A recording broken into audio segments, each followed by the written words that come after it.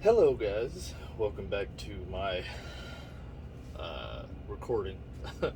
um, so I'm over here at Rush Peterbilt, and I know you see the purple thing behind me. That's what I call a stinger. It's a car hauler, or not a full cab.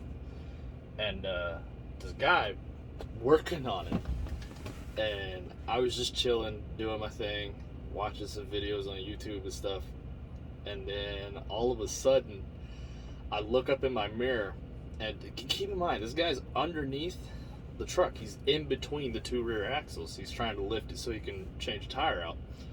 Well, as I look up, he just put pressure to one of the axles. Did the truck surge forward a little bit? My heart has never dropped so damn fast in my lifetime. I was like, alright, I'm gonna get out. Talked to the dude for a minute. I was like, that ever happened to you? He's like, no, not really. I mean, I was just pumping up the axle. So the truck brakes are locked, or, should be. And, yeah, no, I mean, what would you do in that situation? Because you're sitting underneath, a 30,000 pound vehicle, and you're in between the drive axles. You got a tire on one shoulder and a tire on the other shoulder, and that thing just starts to roll forward. Luckily, we're at a shop, and there's people around, and especially me sitting right beside him. Because had that went another way, that could have went down super different. I think you let your mind roll on that one. But anyways, little update. I'm, again, like I said, back at a shop. This is my second time here this week. I last Tuesday had a fuel leak issue, and I went to the shop. Sorry, I'm ADD. He's playing music. I just caught that he's playing music because I just turned the truck off.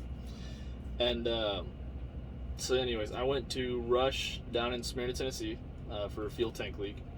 It was both tanks. It was on the top. I had bad seals in the lines.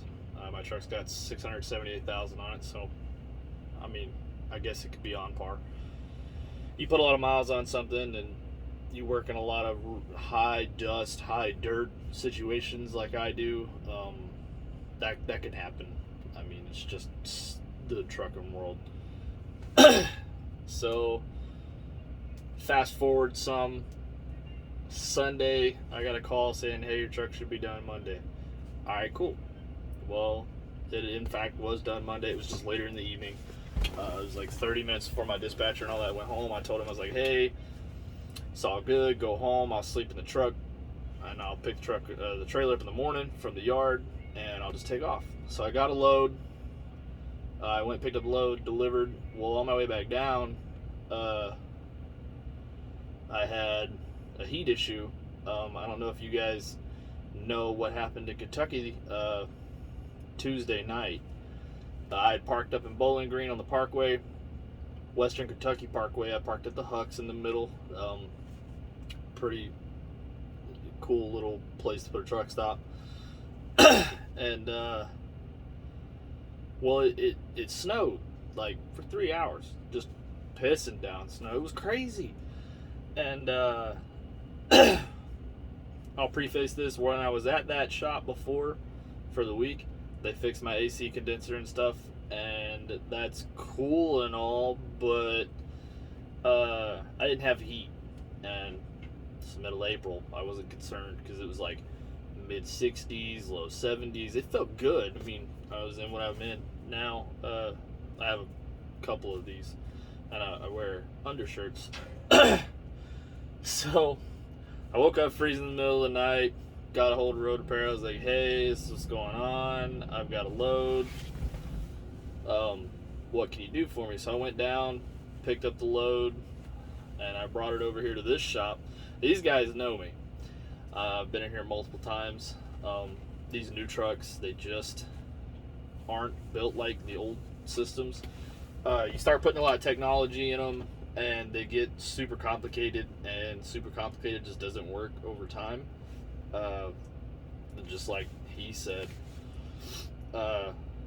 overly complicated systems are hard to keep running at a good rate, And so Wednesday, I was out of here by 12. Well, he said this magic sentence that pisses me off, so you never want to hear from somebody at a shop. But the guy's cool. Love him to death. He's awesome. He was like, yeah, I'm sure I'll see you back in here. I was like, God damn it. Thanks for jinxing me, you know? So I get to rolling, and I take my load to Warwick, Indiana, to the Kaiser aluminum plant. They were Alcoa. They just got bought, or Alcoa sold, whatever you want to put there, perceive that in your own way. And I know I say a lot. There's a lot of movement. Again, I'm ADD, trying to stay on track here. I drove a load up, went back, took my second load. I got empty, and then yesterday, I've done 3 loads at this point. I was on my way down from Warwick, Indiana, back to Logan Aluminum, which is where I pick up. I don't know if I've ever mentioned that in any other videos. I run a dedicated run for press formed ingots. And I was on an Alabama run, but I'll get to that in another video. I was on my way back, the damn engine light comes on. I'm like, okay, cool. So I stop, I do my run down, I walk around the truck, check everything, no leaks, we're golden. I send it in, I ask them, hey, is there any way to read my ECU from my tablet? Because it's hooked into the ECU of the truck. So they were like, yeah, you can pull it up, it'll tell you your codes, send them off. So I sent them off. There's like 7 or 8 codes. Well, it come down to my NOx sensor is bad. If you don't know what that is, that has something to do with your regen. And they were like, okay, well, we'll get you taken care of. So at this point, it's like 3. And I was like, okay, cool, bet. I got like 3.5 hours. I'm 16 miles from this shop. I was over on the other side of Bowling Green, at a smaller Hux headed back towards Logan on Highway 68. And so I sat and I sat and I sat and I sat and I sent multiple messages, called even. By the time I called, it was now 7 o'clock. I had 38 minutes left. Because I had sat. I'll explain how the time works later in another video, if you guys want me to. Or if you aspire to be a truck driver, ask questions. So anyways, I had 38 minutes. I called her. She was like, yeah, well, we see here you put it in. So-and-so said he was going to call, look for shops, blah, blah, blah. I was like, all right, cool. So was there any notes on that? Usually whoever takes care of it, if they go home, they'll leave notes for something to be done, or something was done and they just didn't get time to pass it on, so they leave it for the next person. And they generally call you or message you over the app on your tablet to let you know, hey, this is where you need to go. So I finally got the message this morning, because she had said, hey, I'll put you with somebody early, which was cool. They did. They put me with one at 7 o'clock. Started my clock, did my walk around, drove over here and got signed in.